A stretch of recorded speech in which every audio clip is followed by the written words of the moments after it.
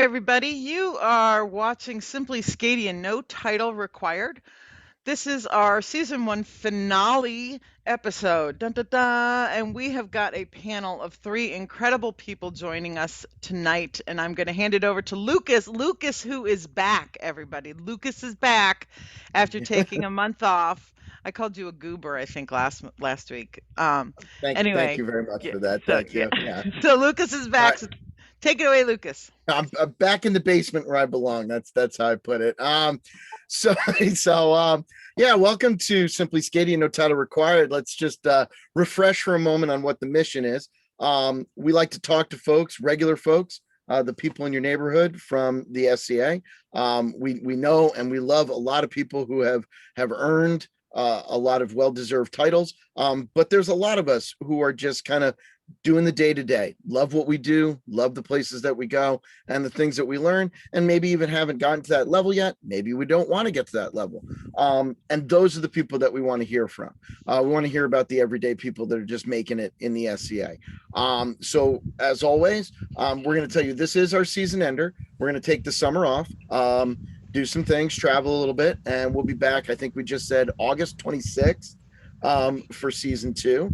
And we need more people. We need you out there to recommend people who you think we should talk to. Again, today we have a lot of Marshall guests, but again, doesn't just have to be Marshall. Anybody in service, in Bardic, in crafting, whatever it is, we want to talk to them about it. Some of the best shows we've had so far have also come from just the strangest guests. Like, we've talked about pickling this year. We heard wonderful ideas on how to be more inclusive to young people. So that's the stuff we want to talk about. What can we as a society do better? So let us know who those people are who are out there that can help us achieve that goal. Today, we're doing our season ender, which we decided we had kind of talked early on about doing some of these big panel shows to discuss various topics, to discuss other things that have gone on. So we've talked about things like doing a show on putting a feast together, on feasting, talking about brewing and venting. We've talked about Penzig, maybe that's a Penzig show, but we decided to start with a concept first rather than a physical thing. And our concept today is the concept of chivalry, something that I think everybody comes to the SCA with their own definition of, and winds up learning lots of different definitions of that particular word. So with us today, I'm gonna start with a couple off the cuff intros, and then I'm gonna read one. So I'm gonna start over. Well, he's over here for me. It is Sebastian Estevan de Xavier, a buddy of mine for probably the last 20 or so years.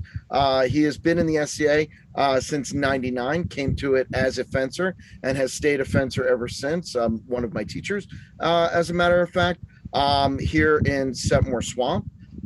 He has been Baronial champion.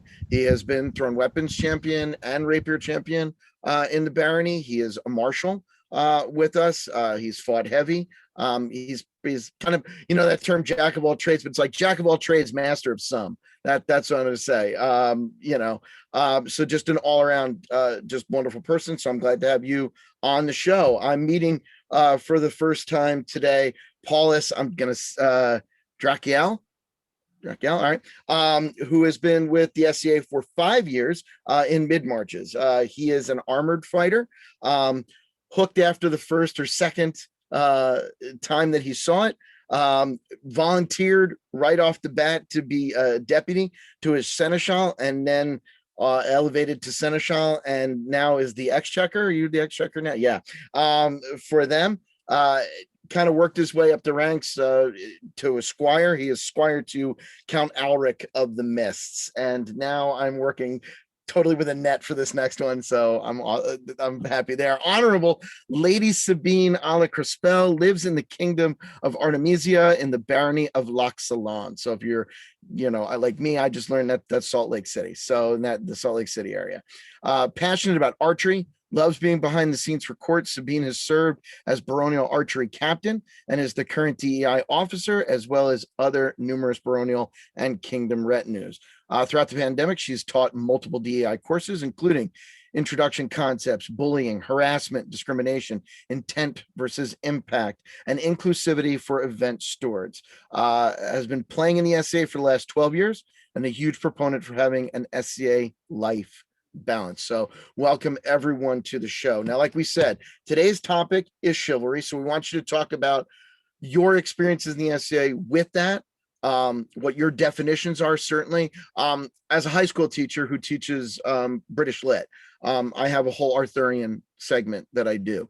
I show them a copy of a code of chivalry, not that there is one solid code that, was overarching. And we talk about it as, as like a code of conduct for these very powerful people, and how that kind of controlled them and whatnot, and how there was navigation space within that code for certain things. And it's not this sort of, last whatever, 30, 40 years of people kind of like, well, you hold doors open for girls.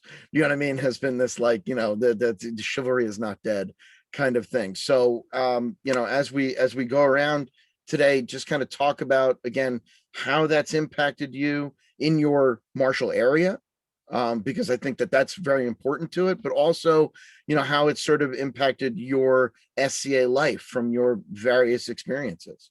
I guess Sabine, I want to start with you. Chivalry is not dead, ladies first. So, oh, thanks for that. Yeah, it's kind of a big question, thinking about chivalry. In terms of, I guess for me, a definition that I look at in a very broad-based way, but like kind of encompasses a lot, is just like doing the right thing when it needs to be done. And that can be a lot easier than it sounds. So like mundanely, I'm a therapist, and I think a lot of that comes into play with this in terms of just like doing the right thing. I think about in the archery community, there has to be a lot of looking out for each other when you're on the line, when you're shooting. I mean, I think at our practices, we've had numerous livestock kind of, we shoot outdoors during the summer, and there's livestock, and looking out for each other while we're on the line, but also looking out for each other in terms of animals and things like that is really important. And then I think there's a piece of like friendly competition that can be very important, but keeping it friendly. And that's something I have really loved about the archery community here, is that there is a sense of community. And I think that also really encompasses chivalry as well. So hope that answers that for you a little bit. Yeah, certainly. Yeah. Well, I have questions, but I want to get everybody's kind of just overview first. Sebastian, let's go. Let's head up to you.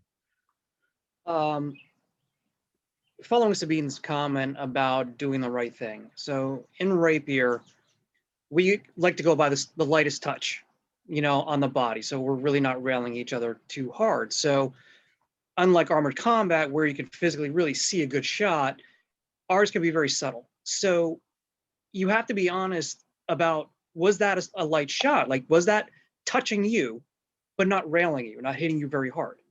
And if your opponent asks, you need to be aware of that and allow them to have that strike. But in the converse, if you're throwing the strike and you're not really sure it landed, and they're like, well, I don't know either, then you throw it out. Don't push it. There's no reason to push that if you're not 100% sure. And that was something big for me as I came into rapier. I came in from being a Rennie first and then picked up the blade. And so I was taught by a friend actually who brought me in, but I met a lot of people when I was learning over the initial 5 years. And that was one thing that was really installed into me, is that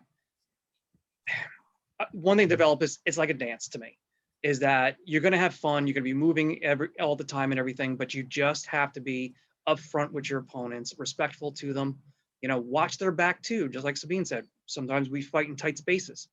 Sometimes they're going to hit the ropes, and maybe they're going to go over the ropes. You have to be polite and say, listen, you're close, I'm backing off, even though I have the advantage. And to me, that's one of the other parts too, is even if you have the advantage, you have to think about their safety. You know, especially the fact that we're using sharp swords for a fact that they break, they can be very dangerous for that perspective. And even without that, with the bird blunts on the tips and everything, still take some pretty solid shots and have bruised ribs for 3 to 4 weeks. So you have to be, you know, conscious of that. Oh, thank you. Paulos, to you. The thing that really calls out to me when I think of chivalry is the first thing you said there, Lucas, which is, you know, a set of rules to control these powerful people. One of the things that I do to kind of amplify my SCA life is I run a blog that I haven't posted in a while called Quills and Quintains. And the point of my blog is to go through literature and historical sources from different places around the world and see who these elite warriors, what they were saying about their life and about how they should act toward each other, toward everyone else. And so to me, humility is one of the kind of keystones. And some of that is because of my experience in armored combat, where we're out there, and the way I tell my spouse is, well, you might want to hurt your friends, but you don't want to injure them. There is a point where you've got to hit somebody hard enough that they don't want you to hit them again, that they will call it good. But you certainly don't want to leave somebody with a lasting injury that you're fully capable of, you know, once you're trained. And that needs to become part of your character, whether you're in the list or not. The idea that you are capable of doing things of so much significance, whether it's causing, you know, a physical kind of damage, causing an emotional hurt to someone, causing a social pain of exclusion or of failure to invite someone in. And you need a code, a set of rules, a custom of behavior to help kind of bring that in, or it can get out of control. You know, my knight always says prowess is the first virtue, but it's prowess without being tempered by the other virtues becomes tyranny. And I think that becomes true in so many ways, that if you don't have anything else to hem you in, nothing to contain you, you can do so much real damage to people. So if you have anything, or Yeah, I'm not good because I got questions. right. Go So ahead. here's my question. How have each of you I don't know if that's the right way to phrase this. So again, what I'm thinking of is chivalry on the list. How does it carry over into your entire life? You know, each of one of you have talked about being chivalrous on the field, but what does that mean for you day to day?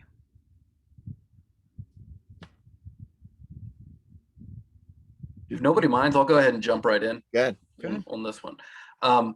So for me, I came in a little older in life. I was already in a career and everything before I came into the SCA. And part of what I found that I was missing in my life was something, kind of a set of rules, a set of values and things to really take on and let help me be a better person in my life. And in my modern life, I'm a lawyer, and there are lots of really cruddy things that you can do to people as a lawyer.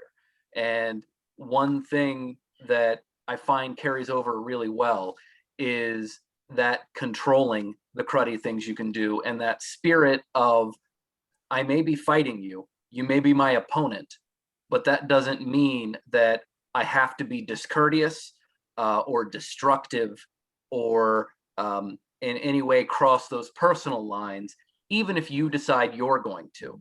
So if an opposing lawyer is really awful to me, I use the skills I have to make sure that my client gets their best results, but that doesn't mean that I can drop my dedication to humility and justice and largesse and courtesy and honor.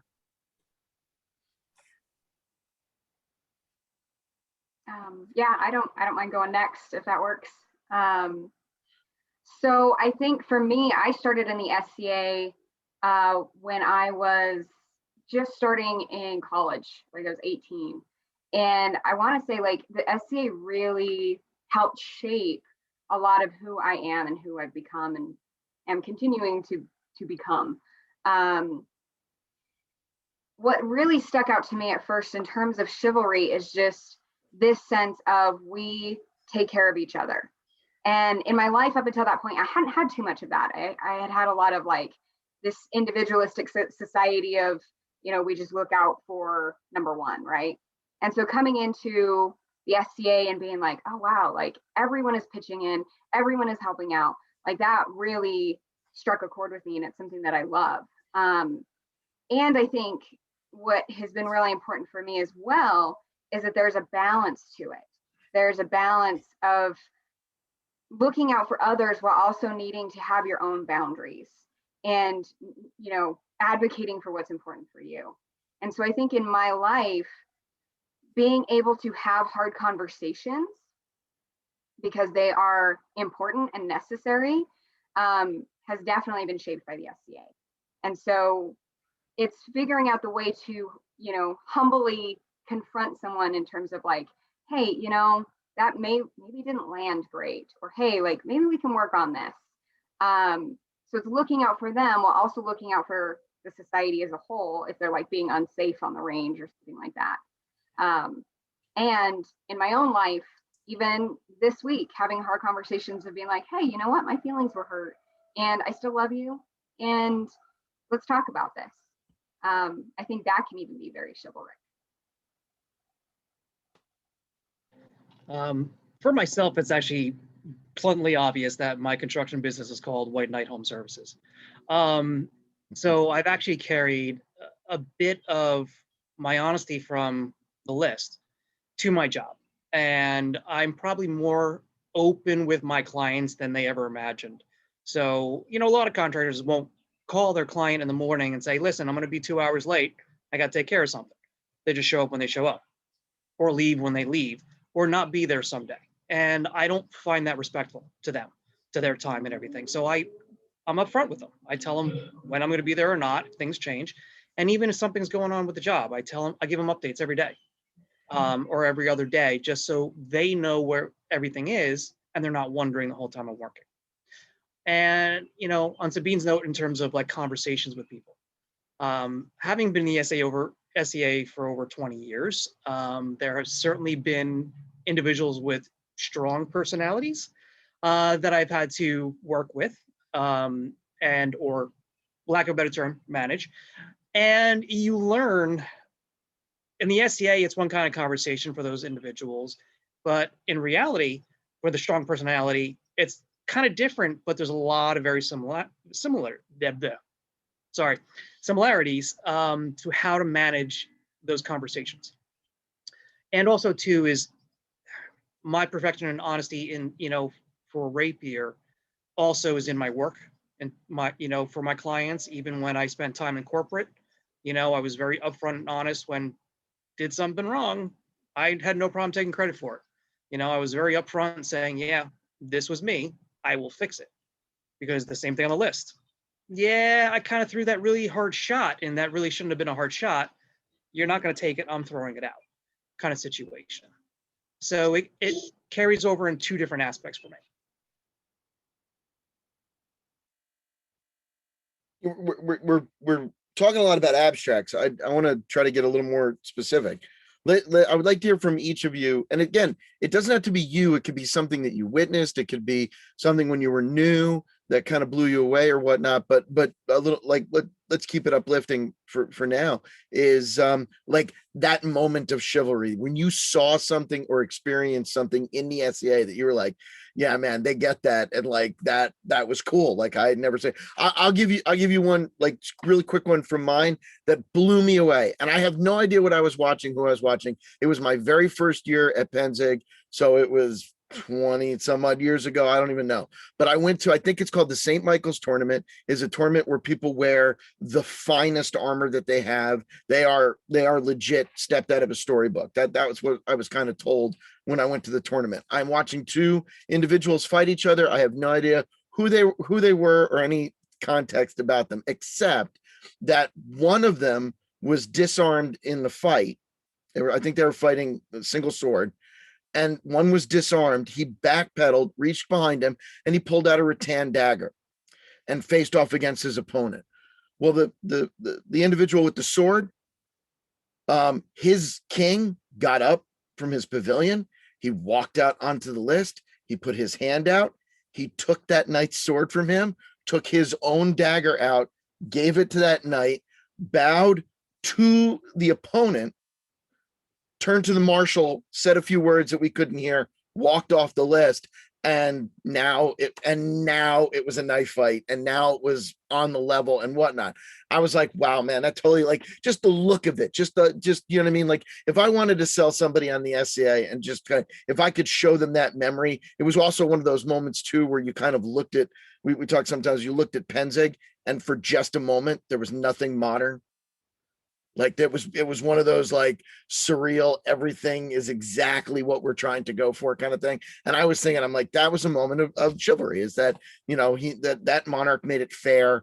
Not that the knight wasn't, but, you know, he would have continued because that's what they did. But that king to me just stands out. Again, I have no context for what side he was on or who he was or anything, but I was just kind of blown away. So something like that. If my talking gave you time to think of something. You guys can just jump in. We're being good about not talking over each other, but so similar, you know, in the context you talk about in the tournament, you know, I have certainly been in tournaments where I have been fighting an opponent, and it's in kind of the finals. You're in, you know, the top 8, top 6, you know, last semifinal rounds. So you're fighting hard, really hard as you can to kind of, you know, have a good fight and win. And I know I was in exchange. We were both fighting Case, so 2 longsword.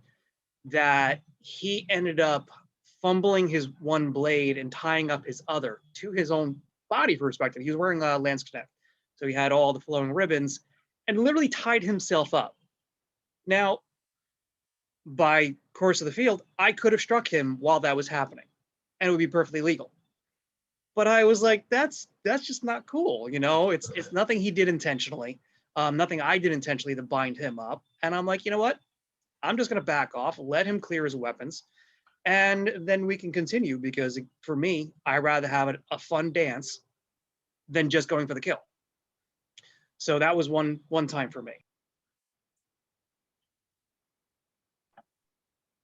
There are so many, and I could probably go on a lot and like get into tears and everything else, but I'm going to stick with just one for now.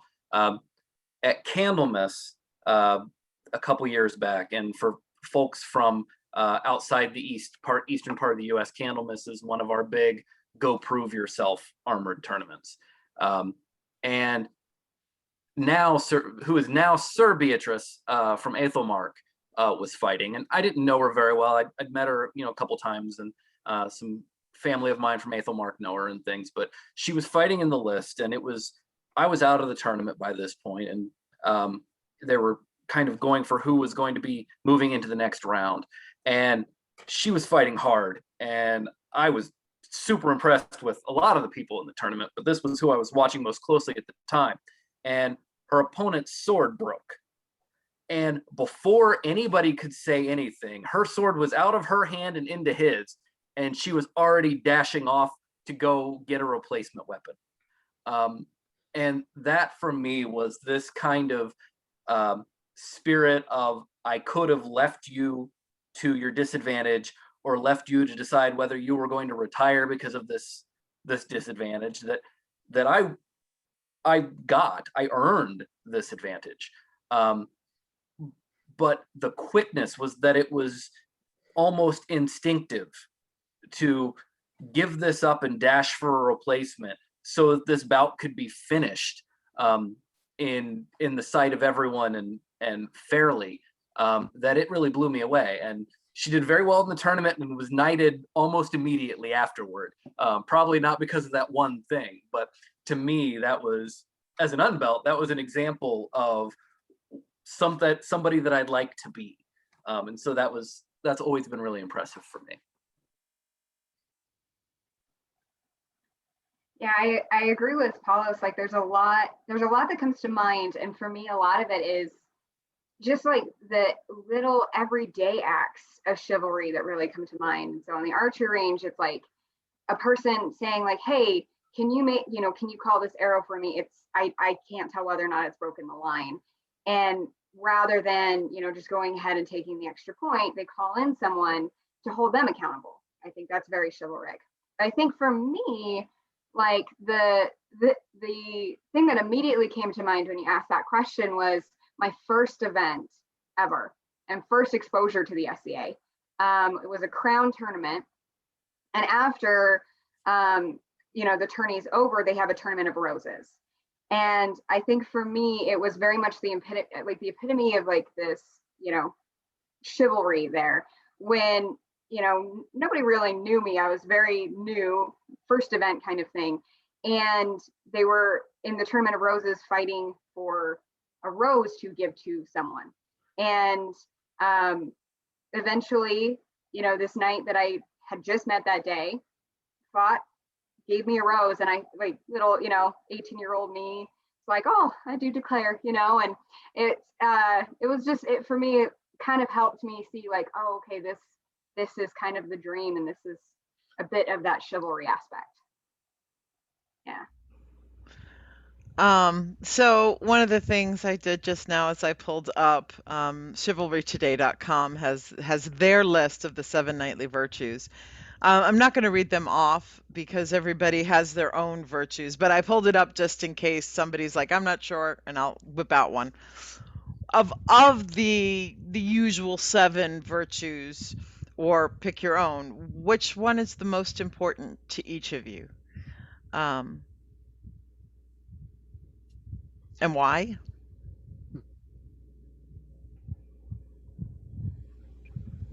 I think for myself, the biggest part of being chivalrous is being honest, and that applies to a variety of different aspects or ways you can be honest. Be honest about yourself, about your interactions, in terms of what you're involved with within the SCA, and not playing the game to earn your cookies, but really being respectful of everybody else and being honest with what you're doing and what other people are doing to hold them accountable as well as the other side of it.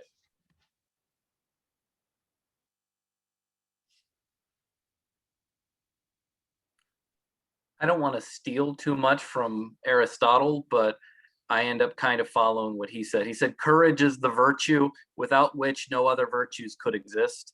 I always list that one right behind prowess to keep myself in the mindset of prowess has to be the foremost. And it's frankly the one I've got to work on the most.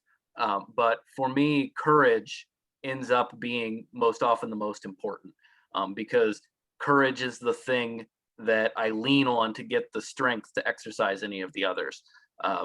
It hurts and is dangerous to be honest, or sometimes justice isn't necessarily what's best for you.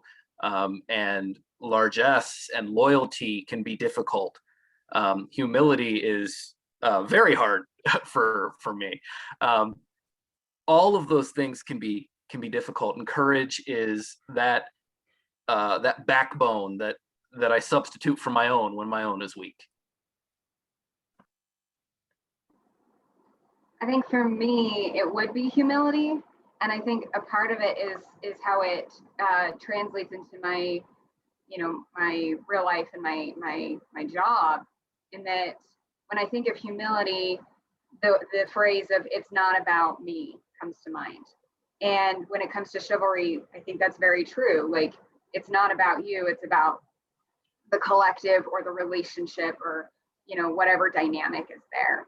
And so, and I think that could be sometimes easier said than done. And setting the ego aside can be very, very hard. But I think for me, that humility is the most important.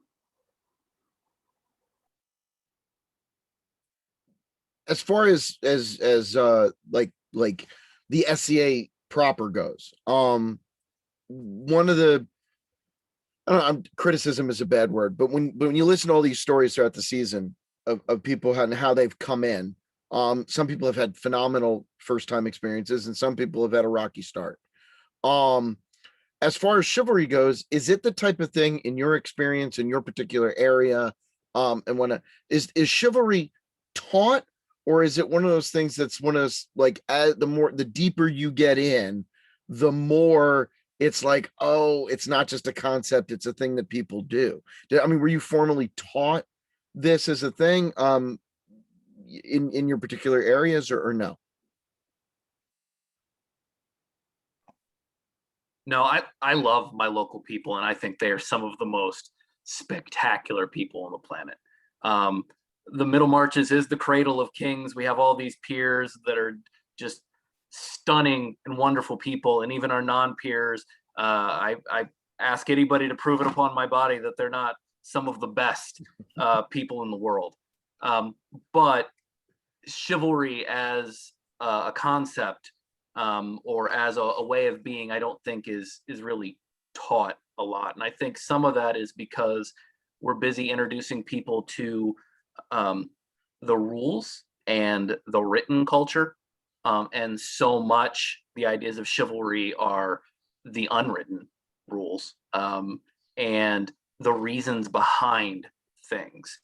And sometimes we focus a lot on make sure that you follow these rules of the list, or that's rule B35 Roman 2, or make sure you bow to that because that's an important hat, and not necessarily all of the things that kind of underlie that. Like, the reason you don't corkscrew an opponent is because although that would give you an advantage, it's an unjust advantage, and is bad for the spectators because they're not seeing a good fight.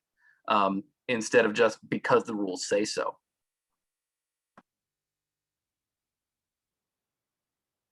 Sabine, you're nodding a lot. So Yeah, I'm like, because I'm like, yeah, you asked an edgy, good question, and I'm really trying to think about it, because I agree with Paulos in that I don't know if it can be explicitly taught.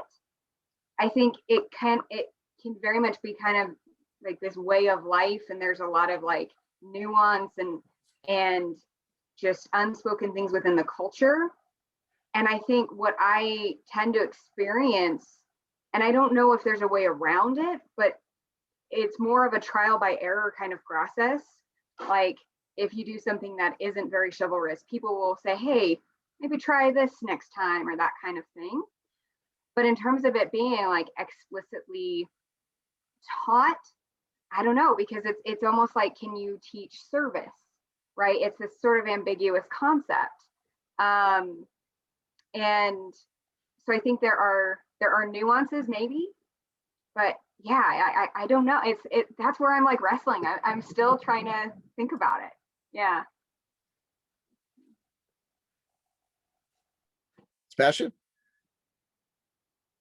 Well, I really don't have a lot else to add. I mean, they both covered pretty much. It is hard to kind of define or really pinpoint aspects. You know, like Paulos was referring to, when you're learning your martial activity, you learn the unsung rules of don't do that because it's a jerk move. Though the rules don't prevent it, those type of things, and you slowly are taught those. You know, and again, like you said, it's like, that's the hat you bow to, or this is how you act in court, you know, etc. But as Sabine was said, there's so many different facets, and it's different for everybody in terms of how they learn it, see it, and understand it. It was definitely not something on that level that was taught to me. Again, it was a trial by error. You know, and you watch everybody else and you see what they do, and then you just kind of keep going with that. And you're like, okay, that's what they do in this situation, so that's probably the right thing to do. And when you see more than one person do the same thing in different situations, or, you know, different timings, then you realize, okay, that is something that really should be part of myself in the community, and how to interact with others in the community. I do want to clarify, because I think that I might have done a little less than I should have in my answer there. I do think there are places in the SCA where chivalry is more taught. And that for me has been a wonderful part of the dependent relationship. Ever since I was a man at arms, my knight always kind of gives somebody a contract that he's interested in for a year to see if there is a mesh, give somebody a chance to see if they might want to become a squire. And once I entered that relationship, I did enter into a more formalized kind of learning of chivalry, because I said that, because that was essentially saying that I wanted to. And since I've become a squire, it's become much more, because I knelt down and dedicated myself to learning that, and expressed an open dedication to it.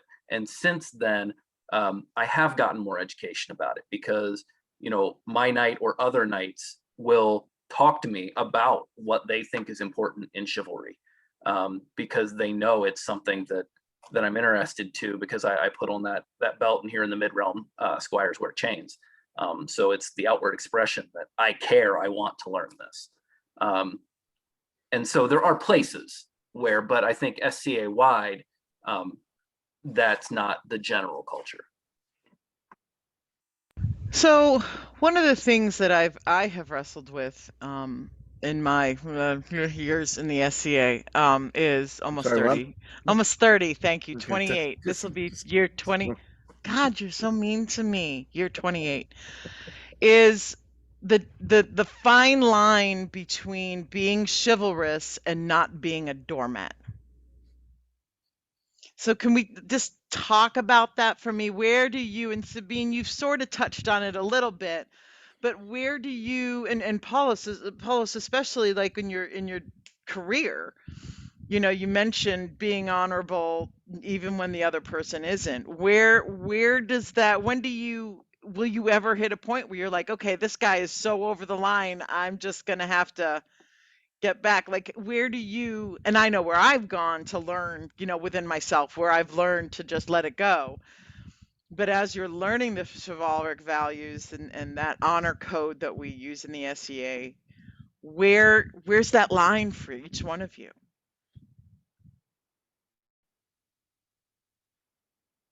Have you found that line yet? Like again, that's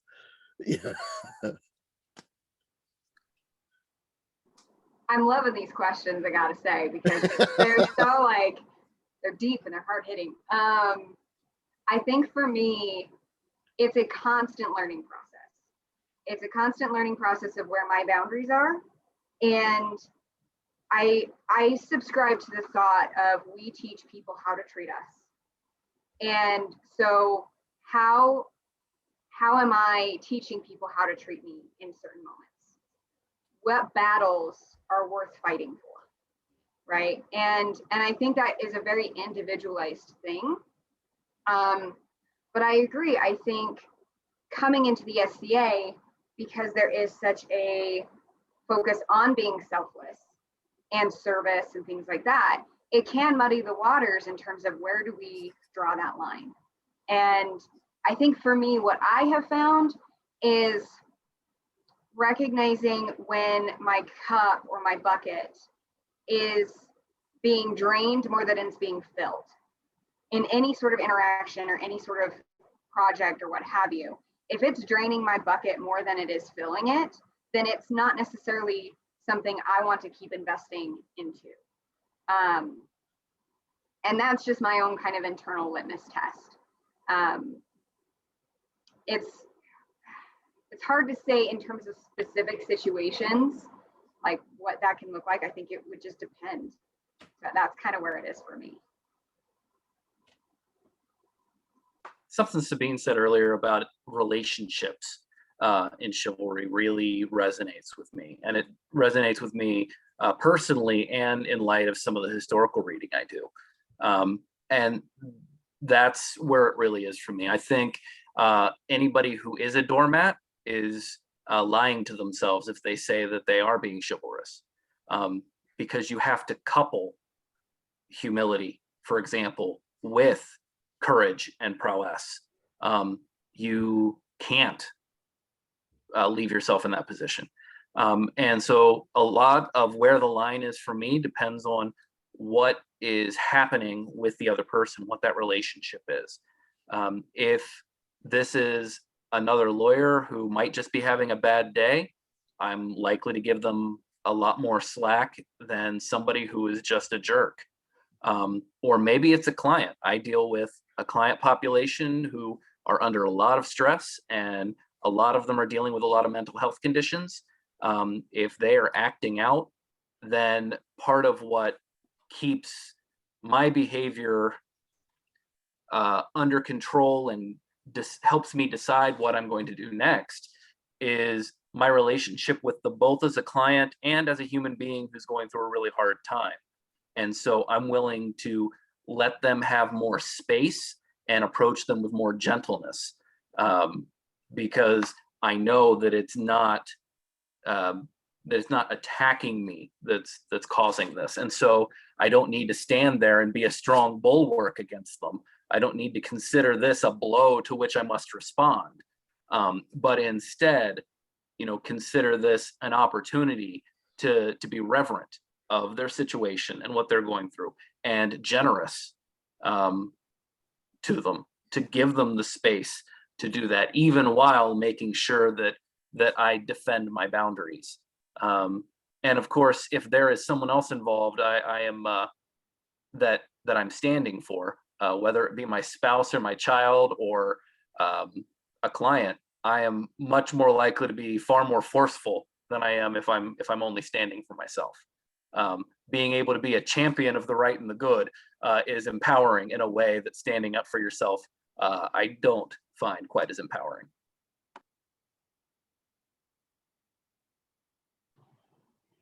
This one's, I mean, it's a really hard topic or a question to actually answer definitively. I think from the SCA perspective, when I came in as a new fencer, you really don't know anything. You don't know the fencing. You don't know the society, the community, or anything like that. So you really just kind of take whatever's kind of thrown at you, from other fencers, from senior fencers, those strong personalities, because you just don't know.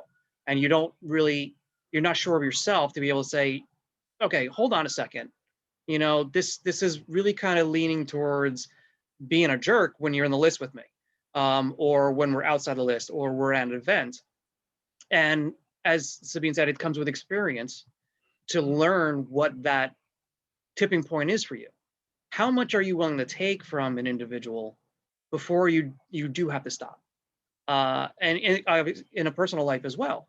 An example for myself is, the years that I spent in corporate, I was always in before the time I was supposed to be there and left later than I was supposed to be there because I would just felt like to get the work done.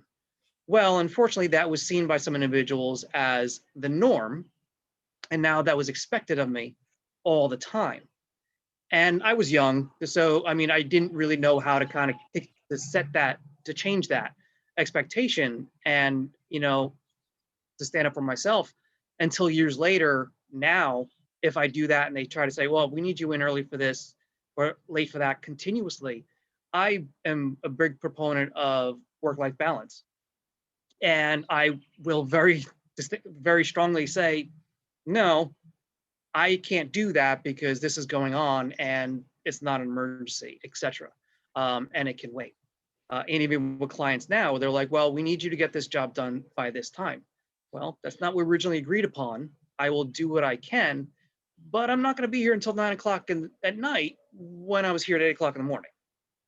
That's going beyond the line, and that's setting a firm boundary with your clients from that perspective, which is really tough because they are writing your paycheck very, very directly for myself, because I'm the boss, so there's nobody else. And it is a very, very fine line to know that tipping point, and it's very situational, absolutely situational, and the individual that you're dealing with.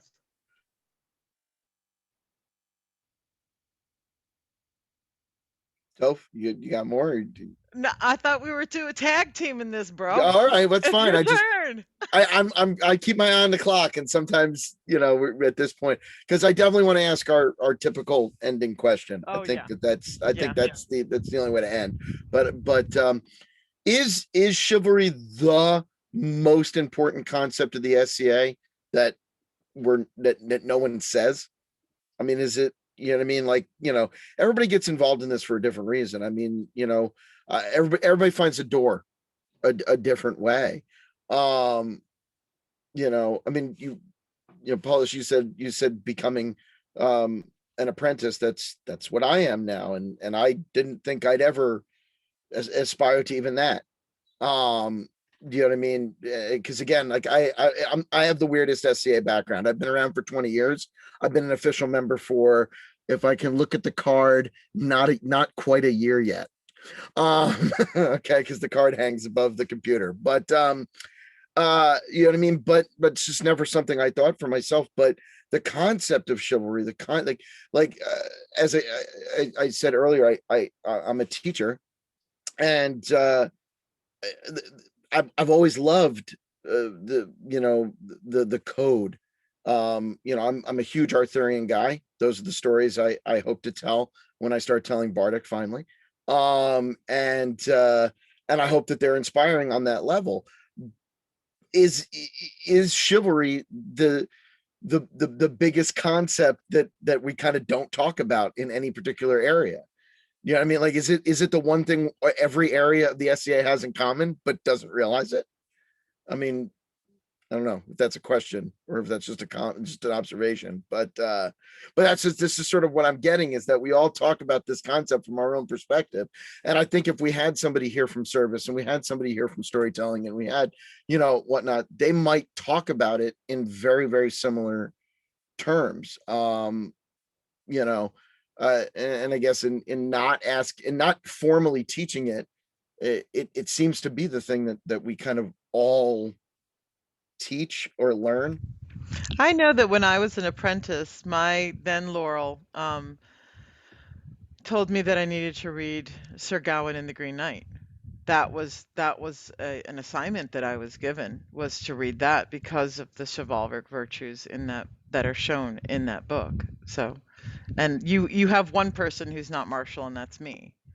I don't fight, I don't fence, I do some archery, but You throw stuff. mostly I do theater. So You throw I'm stuff. Bardic. I do. I love throwing weapons, just Yeah. because it's really great to throw things really hard at a thing that you're not going to be hurting when you throw it. All right. Anyway, so what do you all have to say about what Lucas just asked? Anything? Is it the glue? I guess that's it. Is it the glue of the SCA? I mean, is it one of those concepts that nobody really officially talks about in any way, but it is the glue? It is the heart of the SCA. That honor. I think to an extent it is, and I think that for two reasons. I think back to the first event where the idea was that you were going to go out, you were inviting a diverse group of people in, and were inviting them to contend, to be a champion for something that was not going to matter to anybody else in the world, but had to matter to you intensely for that moment in time, and that you were going to make matter to everyone else. And I also think it because of our whole purpose as an organization. I love to fight, and that's what I do everything else in support of. And that was the thing that brought me here. But I recognize that I can fight anywhere. I can fight in all the different leagues that there are. I could just go find some people who want to hit each other in a parking lot, all kinds of things. But I fight in the SCA because it means something there. The bards tell us stories about what it means.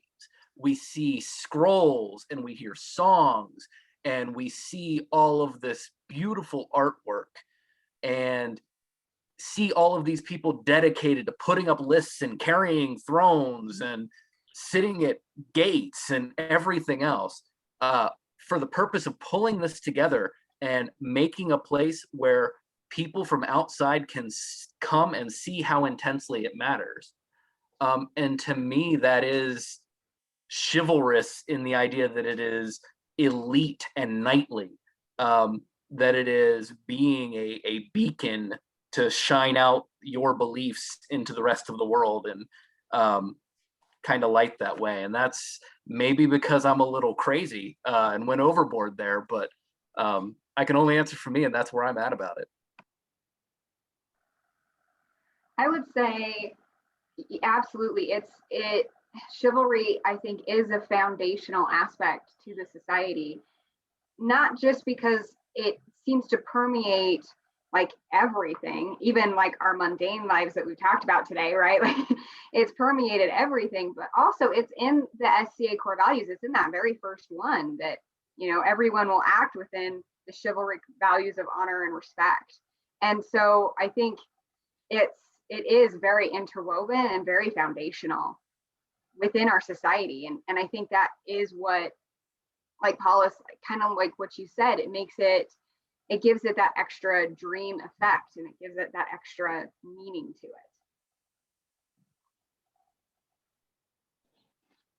What I would like to add to that is, yeah, it's the core of everything of how we act in the SCA. But for me, over the years, acting that way has allowed the community to build and be such a strong community, to, you know, to make those connections, you know, locally and afar, you know, from people in other kingdoms.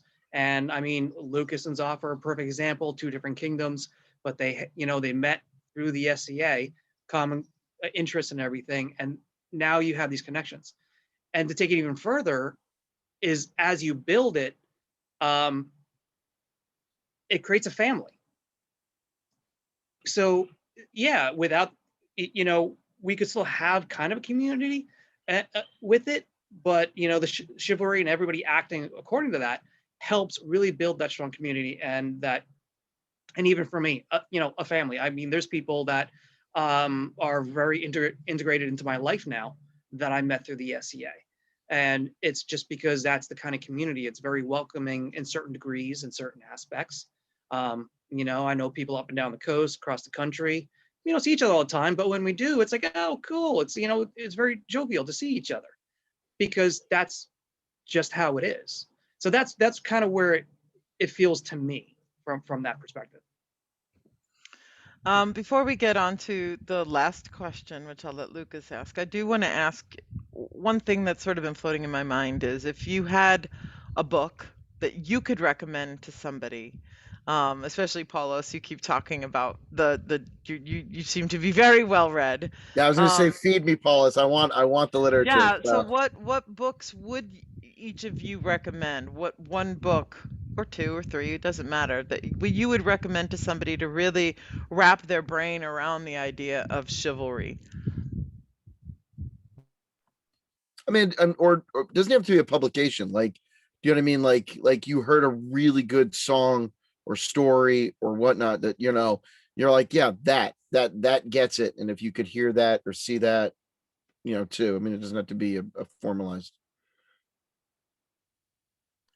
I'll go ahead and go first Yeah. on this one, because it's something I love. I think the one that I'm going to suggest that might not be on a lot of people's lists and wasn't on mine would be the Hagakure. It's also called the Book of the Samurai. And it talks so often about, to be a retainer is a constant refrain in the book. And so it talks about what it is to be in service. And that permeates the SCA and chivalry so much as a concept, that everyone is in service, whether they wear the highest crowns or have just walked into their first event. And I think that he says some incredibly meaningful things about it.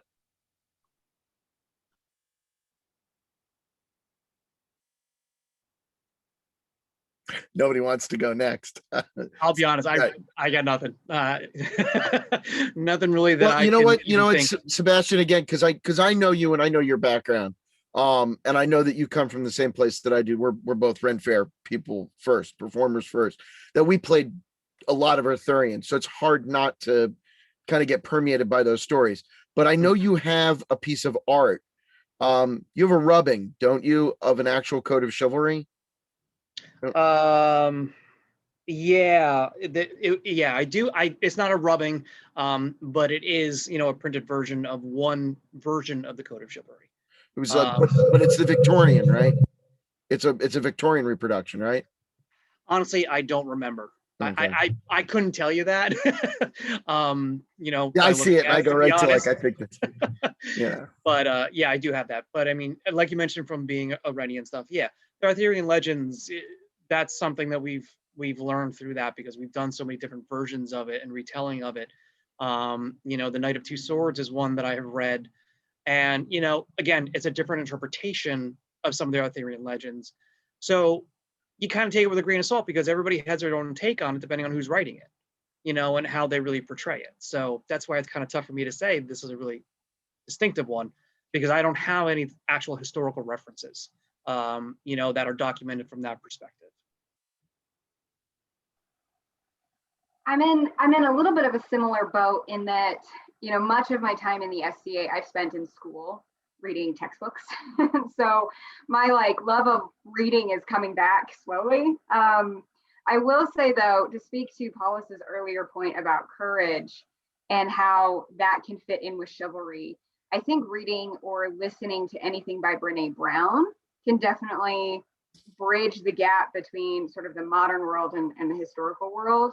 Yeah, I love anything by her, and I think it can definitely help us with that courage aspect, which then helps us with chivalry. Cool. All right. So this is the question we ask all of our guests. Is what can we as the SCA do better? Where could we, and this could pertain to chivalry or not at this point. Where do you see the places where we could grow or we could learn from ourselves and do better? Wide open.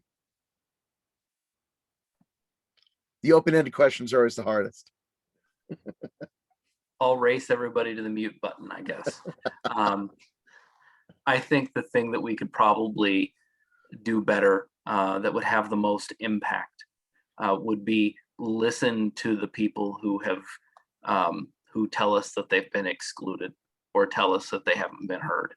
I think everything that we're working toward from that diversity, equity, inclusion angle is essential. And I'm a straight appearing white man who fights armored. I'm probably the most privileged, insulated, never going to find something bad thing that happens. But as I've started hearing these stories and started making sure that I dedicate myself to listening to them, I'm hearing opportunities to exercise justice. And sometimes that is as simple as making sure someone knows that they're heard. And what I hear is a lot of pain and a lot of feeling that they haven't been listened to, that our stories are not heard and that we're not believed. And so I think that's probably the number one thing that we as the SCA can make sure that we keep working to do better. We've made huge steps with creating the offices that we have and everything, but those of us who aren't in the offices, we need to make sure that we're taking up the spirit of that. Paulos, as our Kingdom DEI officer here, I couldn't have said it any better. That was fantastic. I completely agree. I think just employing more compassion, we're all just people. And so I think I just completely agree with everything you said. I think where I would head on this is a little bit of a piggyback in two aspects is listening to people. But from my perspective, it would be listening to the new members coming in. And because in my early days and everything, some of my interactions with peers really turned me off to a degree. And that's something that has to be addressed to a degree. And it has improved over the years. I will definitely agree over the past 20 years, it has gotten better. So you don't really have those strong personalities really dominating a lot of the community, where what they say goes. So listening to the new people coming in would really help educate us as well, because their experience of walking in the door Not to call out Lucas, but his first time fencing with somebody, and he basically was turned into a Pez machine because he kept getting plugged in the head by one person. That's not cool. That really shuts somebody down very, very quickly. And really engaging them in a much, I don't even know how to really phrase it. I can give you an example. Kings and Queens tournament. You're there to fence to become the champions for your king and queen. We had a new fencer in my round robin. It was 3 ogres and a couple other fencers, and this fencer who was not even a year into the game. They all wanted to win, and they pushed it really hard, and basically 1-2 count, and they got the win. I was like, she's brand new. At the level that she's fencing against in this round robin alone is overwhelming. So no, I actually pulled it back. I pulled my level back to provide more of a fight for her, to have a better experience in the beginning and not feel like you're just getting crushed. And to me, that makes a huge difference. And the second part of it is holding people accountable for their actions. And we've seen that a lot more over the past couple of years, which is great. And again, it's been getting much better over the years. But there are some individuals who have behaviors that are just not healthy, that are very toxic, to use more common terms. And before, they were just kind of like, oh yeah, well, that's so-and-so, you just have to deal with it. Not anymore. We need to really hold every single one of them, responsible for their actions, because again, that's going to affect not only the community, but the newbies coming in, because then they'll hear it. There's so many chat rooms now about the SCA and different aspects of different groups. Not much is hidden anymore. When someone's behavior is there and it gets called out, it allows us to actually start holding them accountable, but we have to voice that. Everybody in the community can't be afraid of that because, they're going to be seen as not being part of the community or being part of that group. So they're not going to get recognized to maybe be elevated to another position or, considered for a peerage or other type of position because they actually spoke up and stood up for themselves. And that's something else we need to break as well. So those are my 2 aspects. Great. Thank you so much. We are actually out of time. It is just after 9 o'clock Eastern time.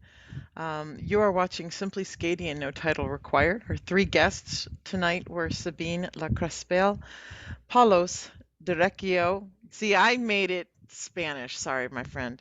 Sebastian, Estevan, de Xavier. Paulos, can you say your last name so everybody actually knows how to pronounce it for me? Dyrrachiou. Dyrrachiou. There we go. I got to remember Dyrrachiou. He's Dyrrachiou. Okay, there we go. My New York self now has a way to remember it. Thank you so much for joining us tonight. Again, this was our season finale here on Simply SCAdian, no title required. We will be back August 26th. Have a safe summer, and we will talk to all of you soon. Thanks for having us.